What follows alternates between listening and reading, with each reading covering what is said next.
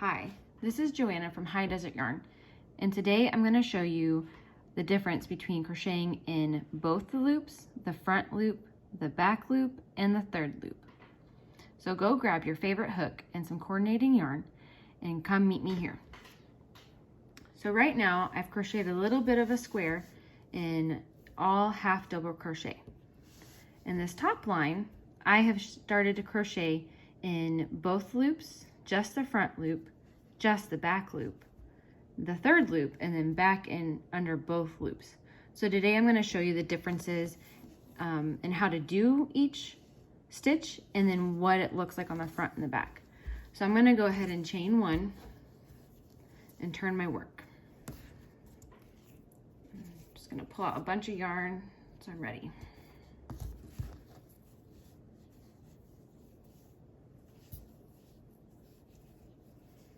Okay, so first I'm going to show you what the top of your row looks like. And everybody should be familiar with this. You've been crocheting for a while.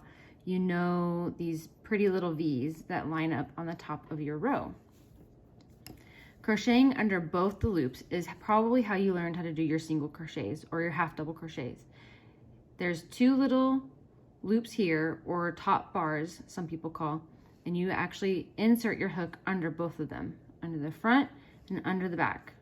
Front to back, straight through, and you just pull up a stitch. I'm going to continue with my half double crochets. So I'm going to make 3 of those half double crochets under both loops.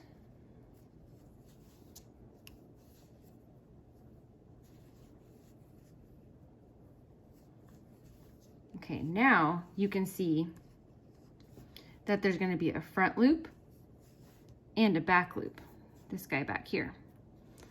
So whenever a crochet pattern says you're going to half double crochet in just the front loop, that means yarn over, and then you're only going to insert your hook under that front loop right there. Then yarn over, pull through, yarn over, and pull through all of your loops. Okay, let's do that stitch 2 more times. Yarn over, insert your hook just under that front loop. And you see how that back loop is still there?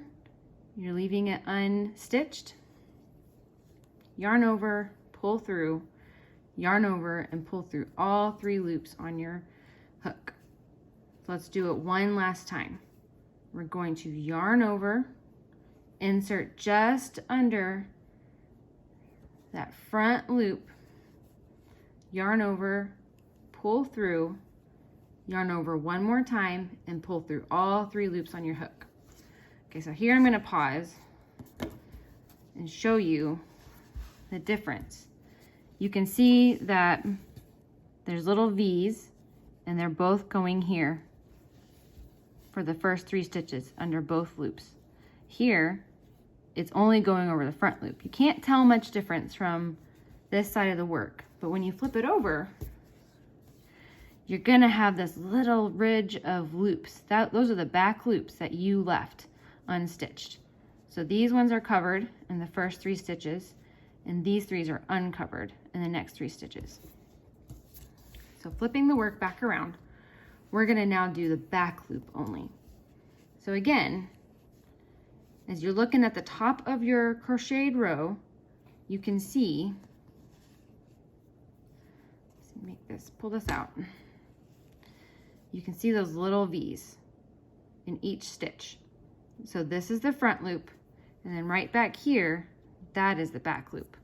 And so for back loop only, we're only going to crochet under that back loop. So for a half double crochet, yarn over, insert into the back loop only, yarn over, and pull through. Yarn over, and pull through all 3 stitches to complete the half double crochet. Okay, let's do that 2 more times. Yarn over, insert under the back loop only, yarn over, pull through, yarn over, and pull through all 3 stitches. Okay, last time, and then we'll compare what they look like. Yarn over, insert under the back loop only, yarn over, and pull through. Yarn over, pull through all 3 loops on your hook. Okay, let's look at how this one looks different from the other two. And here is where you can see the biggest difference. These 3 stitches right here are the front loop only. And so looking from this side of the work, that front loop is covered. But working in the back loop only, in the last 3 stitches, you can see that little loop, the little bit of a ridge, is showing. And when you flip the work over, it's basically the reverse. See, this is the front loop only stitches between my 2 fingers, and you can see that little ridge. But between my fingers here, it's back loop only, and you can't see those ridges anymore. Okay, so now let's do the 3rd loop. Sometimes this stitch is hard to find, especially if you're not used to crocheting in the 3rd loop. So I'm going to hold it here and show you first as if you were holding your work and holding your crochet hook. You're going to kind of turn it over, and we see these 2 bars of the previous row. Well, if we keep turning it over just a little bit, we're going to find that 3rd loop. And so for this stitch right here, our 3rd loop is right here. So we're going to be crocheting underneath that 3rd loop. And if you're looking at it, it's going to kind of be like going from top to bottom into that loop. So we'll yarn over.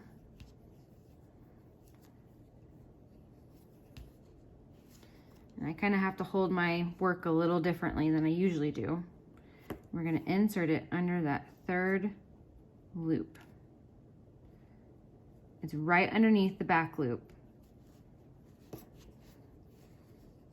And see, I already have, see, it can be tricky, even for somebody who knows how to do it. So you yarn over, and I really find I have to hold on to that yarn over, especially if it's a half double crochet.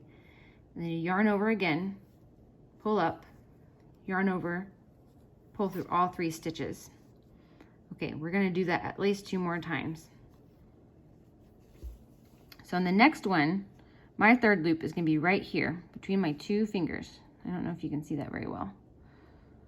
Right here. So we're going to yarn over,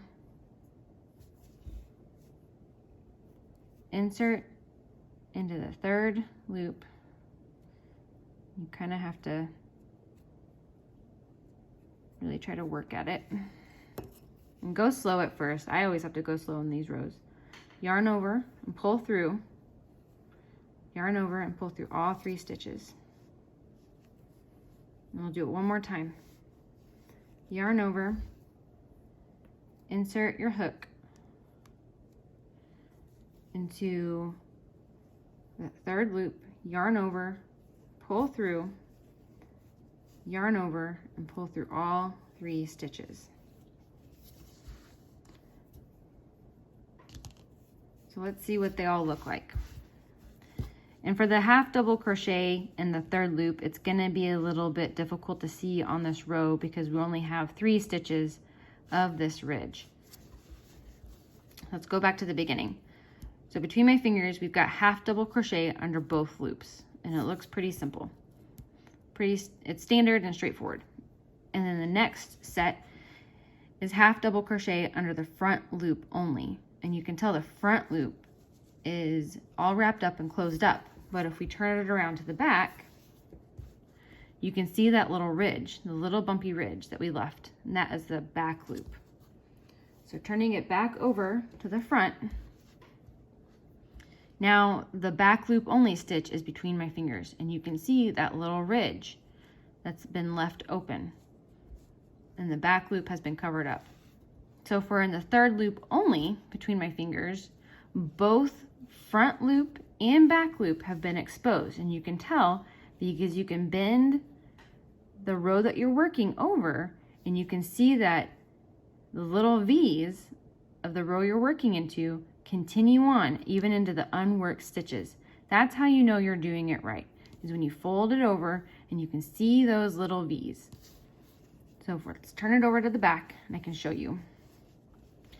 And it looks pretty similar to crocheting under both loops, or maybe even crocheting under back loop only. But the best way to tell that you're doing it right is to just fold it over. Because you can tell here, when you're doing back loop only, the back loop is all enclosed by the next stitch and only the front loop is open. And then you start seeing those V's in the third loop only, and then we get to the unworked stitches. So I'm going to continue out with third loop only and to kind of show you maybe what the ridge is going to look like.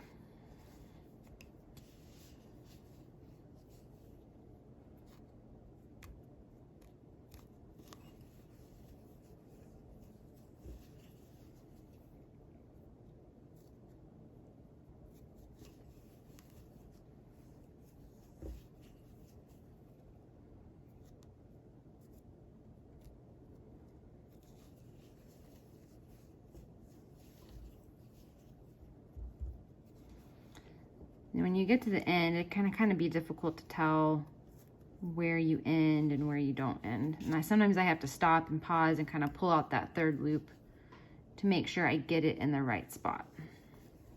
So if you're new to third loop only, take your time, be patient. These stitches always take me a lot longer than any other stitch. So you can tell in our row, it's starting to get ridged and it's starting to get a little bobbly, and that's exactly what you want. It's a great way to do a faux ribbing to add lots of texture. It's just a little bit more time consuming. So there you have it. I hope this tutorial helped you.